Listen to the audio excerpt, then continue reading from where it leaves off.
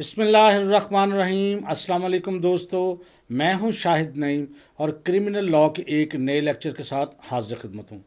दोस्तों, आज के लेक्चर में हम देखेंगे कि अनलॉफुल असेंबली क्या होती है। पाकिस्तान पिनल कोड में अनलॉफुल असेंबली की तारीफ़ की गई है और उसके असेंशल्स क्या हैं और उसकी सज़ा क्या है, ये आज की हम सारी वीडियो में देखेंगे।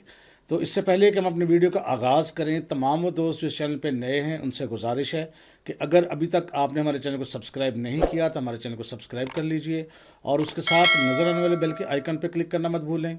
इससे ये होगा कि जब भी हम कोई नई वीडियो अपलोड करेंगे आपको उसका नोटिफिकेशन मिलेगा और आप उससे भरपूर फ़ायदा हासिल करेंगे। अब बगैर ताख़ीर के हम चलते हैं अपने असल मौजू की तरफ कि अनलॉफुल असेंबली किसे कहते हैं।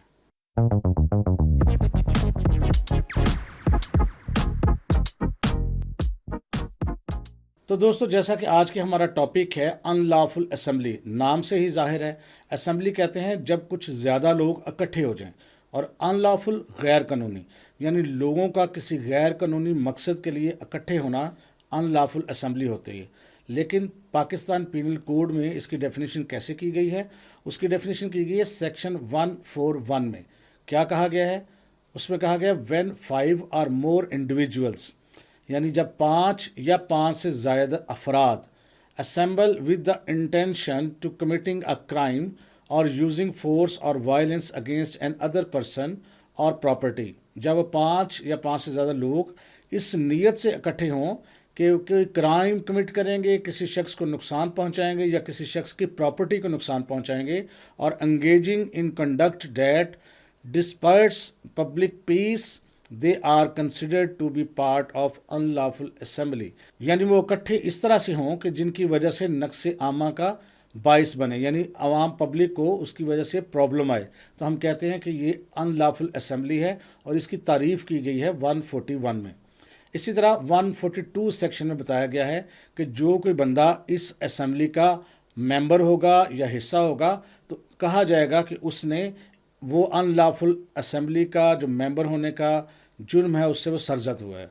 तो सेक्शन 142 में पाकिस्तान पिनल कोड में कहा गया है if the member of an unlawful assembly after being commanded by a public servant to disperse continue to stay together and engage in the aforementioned activities, they are liable to be charged with the offence of being a member of unlawful assembly under section 142।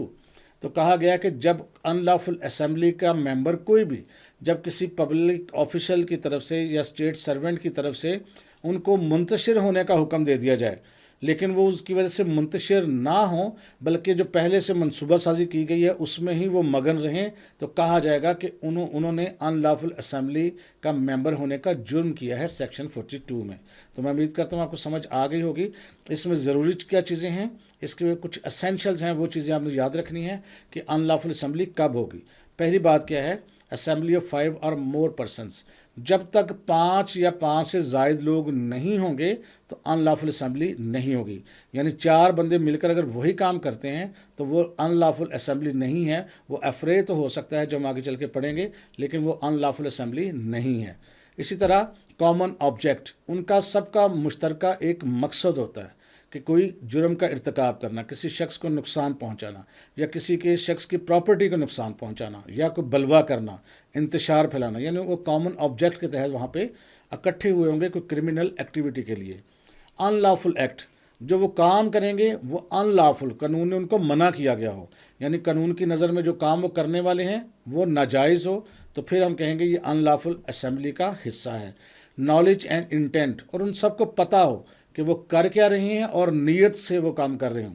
अब ये matter नहीं करता कि कोई शख्स किस level पर उसमें एक्टिविटी करता है, जब भी वहाँ पर कोई जुर्म होगा तो तमाम लोग उसके इक्वली हिस्सादार समझे जाएंगे।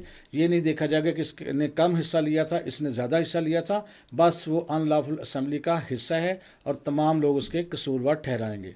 आखिरी है इसमें रेजिस्टेंस टू डिस्पर्स, अगर किसी स्टेट ऑफिशियल ने, किसी पुलिस वाले ने या किसी गवर्नमेंट के सर्वेंट ने उनको डिसबर्स यानी मुंतशिर होने का हुक्म दिया है तो वहाँ से वो मुंतशिर होने से इनकार कर देते हैं और रेजिस्टेंस पैदा करते हैं, तो हम कहेंगे ये अनलॉफुल असेंबली है। तो ये 5 एलिमेंट्स अगर पूरे होंगे तो फिर ये अनलॉफुल असेंबली है, अदरवाइज ये अनलॉफुल असेंबली नहीं कहलाएगी। अब हम बात करते हैं पनिशमेंट। ان لافل اسمبلی کی پنشمنٹ جو ہے وہ پاکستان پینل کوڈ کے سیکشن 143 میں بتائی گئی ہے. وہ کیا ہے؟ The punishment for being a member of unlawful assembly can include imprisonment for up to 6 months a fine اور بوتھ. اگر کوئی شخص کسی ان لافل اسمبلی کا حصہ بنا تو کیا کہا جائے گا؟ اس نے وہ جرم سرزد کیا ہے تو اس کو 6 ماہ کی قید ہو سکتی ہے، فائن بھی ہو سکتا ہے یا دونوں بھی ہو سکتے ہیں. اسی طرح لیکن یہ صرف ہے ان لافل اسمبلی کا حصہ ہونا. سیکشن 144 اس سلسلے میں کچھ زیادہ شدت کی چیز کو بیان کرتا ہے. وہ کیا کہتا ہے؟ The punishment for joining an unlawful assembly while armed with a deadly weapon can include imprisonment for up to 2 years, a fine or both. اگر کسی شخص نے ان لافل اسمبلی کو جوائن کیا ڈیڈلی ویپنز کے ساتھ، یعنی جس سے کسی کی موت واقع ہو سکتی ہو، کسی قسم کا ہتھیار ہو، ضروری نہیں اسے کو فائر کیا گیا ہو، ضروری نہیں اس کو استعمال کیا گیا ہو، صرف وہ آرمڈ ہو، یعنی اس کے پاس موجود ہو اور وہ ان لافل اسمبلی کا حصہ ہو، تو پھر قید جو ہے وہ 6 ماہ سے بڑھ کے 2 سال تک ہو سکتی ہے، فائن بھی ہو سکتا ہے اور دونوں بھی ہو سکتے ہیں. اسی طرح جی 145 سیکشن جو ہے پی پی سی کا، اس میں بھی سزا کا تعین کیا گیا ہے. دا پنشمنٹ فار جوائننگ اور continuing in an unlawful assembly, یعنی ان لافل اسمبلی کا پہلے تو حصہ ہونا اور پھر اس میں برقرار موجود رہنا، despite being ordered to disperse shall be punished with the imprisonment of either description for a term which may extend to 2 years or with fine or with both. یعنی کسی آفیشل نے کہا بھی آپ یہاں سے منتشر ہو جائیں، لیکن وہ وہاں سے منتشر نہیں ہوئے، انکار کیا، تو ایسی صورت میں بھی سیکشن 145 کے تحت اس کو سزا ہو سکتی ہے 2 سال کی، اس قید اور اس کے ساتھ ساتھ فائن یا دونوں بھی ہو سکتے ہیں. تو یہ تھی اس کی پنشمنٹ. اب ہم بات کرتے ہیں کہ کب ایک ان لافل اسمبلی رائٹ بن جاتی ہے. رائٹ یعنی فساد برپا کرنے والی، ہنگامہ کرنے والی، بلوا کرنے والی چیز ہو جاتی ہے. یہ تب ہوتی ہے جب آپ ان لافل اسمبلی کے حصہ تو ہیں لیکن اس نے پھر وائلنس آ گئی ہے، اس میں کچھ فساد برپا ہو گیا ہے، یعنی وہاں پہ آپ نے کچھ گڑبڑ کرنا شروع کر دیا، پبلک پیس کو نقصان پہنچنا شروع ہو گیا، تو پھر یہ کہا جائے گا یہ ان لافل اسمبلی تو تھی لیکن یہ رائٹنگ ہے. اب یہ کیا چیز ہے؟ یہ 146 میں بیان کیا گیا ہے. An unlawful assembly becomes a riot, یعنی ان لافل اسمبلی جو ہے وہ رائٹ بن جائے گی when the member use force اور وائلنس، جب ممبرز جو ہیں طاقت کا استعمال کریں گے، وائلنس کا استعمال کریں گے اور انگیج ان ریٹیس اور ڈس آرڈرلی کنڈکٹ، یا کسی بلوا کرنے والی چیز کا حصہ بنیں گے. ڈس آرڈرلی منتشر ہونا، چیزوں کو تباہ و برباد کرنا، چیزوں کو غیر منظم کرنے کا باعث بنیں گے، تو کہا جائے گا یہ رائٹنگ ہے. اب رائٹنگ کی سمجھ آ گئی ہوگی. اب اس کے اسینشلز کیا ہیں؟ ہے یہ ان لافل اسمبلی کا ہی حصہ، لیکن پہلے تو یہ اسینشلز کا کیا ہے کہ یہ ان لافل اسمبلی ہو، پھر یہاں پر یوز آف فورس ہو. تو 141 بتاتی ہے کہ ان لافل اسمبلی کیا ہے، جبکہ سیکشن 146 آپ کو بتاتی ہے کہ کب ان لافل اسمبلی جو ہے وہ رائٹنگ ہو جاتی ہے. تو وہاں پر کیا چیز ضروری ہوگی کہ جب یوز آف فورس ہوگا اور وائلنس ہوگی. اس کے بعد ڈس آرڈرلی کنڈکٹ، چیزوں کو تتر بتر کرنا، منتشر کرنا، فساد برپا کرنا، یہ چیز اس کا حصہ ہوگی. اس کے علاوہ کولیکٹیو رسپانسبلٹی ہوتی ہے، تمام لوگ برابر کے ذمہ دار ہوتے ہیں، چاہے انہوں نے کسی لیول پر بھی اس میں حصہ ڈالا ہو، کتنا کسی نے اگر کم کام کیا ہے یا زیادہ کیا ہے، سب برابر مشترک جو ہیں وہ حصہ دار ہوں گے اس جرم کے. اس کے بعد انٹینٹ، سب کی انٹینٹ یعنی ان کی انٹینشن، ان کا جو مطلب سمجھ لیں کہ نیت جو ہے وہ سب کی ایک ہوگی، کسی قسم کی مختلف نیت سے وہ شامل نہیں ہوں گے، تو ہم کہیں گے یہ رائٹنگ ہو گئی ہے، یعنی بلوا ہو گیا جس کو اردو میں کہتے ہیں. پنشمنٹ فار رائٹنگ، اس کا پنشمنٹ کیا ہے جی؟ سیکشن 147 کہتا ہے if the member of an unlawful assembly engage in rioting, یعنی کوئی ممبر جو ان لافل اسمبلی کا حصہ ہو اور وہ رائٹنگ میں ملوث ہو، the punishment can be up to 2 years، 2 سال تک قید ہو سکتی ہے. سمپل امپریزنمنٹ، عام قید، سادہ قید بغیر مشقت کے، اور اب فائن، یا فائن ہو سکتا ہے یا دونوں بھی ہو سکتے ہیں. تو یہ اس کی امپریزنمنٹ ہے. اب ہم دیکھتے ہیں سیکشن 148. یہ کیا کہتا ہے؟ پنشمنٹ فار آرم رائٹنگ، یعنی جب بندہ رائٹنگ میں ملوث تو تھا لیکن اس کے پاس ویپنز بھی ہوں، تو پھر کیا پوزیشن ہے؟ یہ بڑی خطرناک سچویشن ہوتی ہے.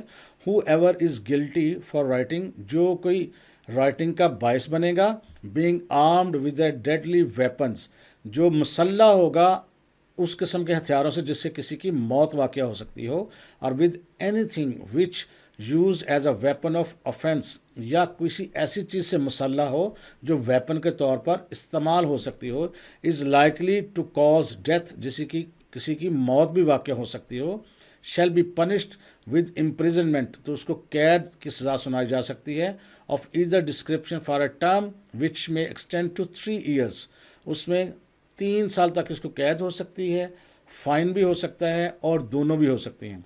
तो ये चीज़ें थी कि अनलॉफुल असेंबली क्या होती है। मैं उम्मीद करता हूँ आपको समझ आ गई होगी, और अनलॉफुल असेंबली की जो सज़ा है वो क्या है, अगर आपने उसमें सिर्फ हिस्सा बने तो क्या सज़ा है, अगर किसी ने उसको डिसबर्स करने की यानी मुंतशिर करने की कोशिश की वो नहीं हुआ तो क्या सज़ा है, अगर कोई आर्म्ड है वेपन से तो क्या सज़ा है, और कब जो है एक अनलॉफुल असेंबली राइटिंग हो जाएगी और उसकी क्या सज़ा है, ये सारी की चीज़ें हमने इसमें देखी हैं। मैं उम्मीद करता हूँ ये पूरी वीडियो देखकर आपको इस चीज़ की समझ आ गई होगी। अगर आप इस चीज़ से मुतमिन हैं और आपको समझ आ गई है तो मैं गुजारिश करूँगा कि इस वीडियो को लाइक कर दीजिए, और हो सके तो शेयर भी कर दीजिए अपने ग्रुप्स में, सोशल मीडिया पे, ताकि दूसरे आपके जो स्टूडेंट्स हैं वो भी इससे कुछ सीख सकें। अगर आपने इसको अभी तक सब्सक्राइब नहीं किया हमारे चैनल को तो सब्सक्राइब भी कर लीजिए। मिलेंगे नेक्स्ट वीडियो में कुछ नई चीज़ों के साथ, तब तक के लिए अल्लाह हाफिज़।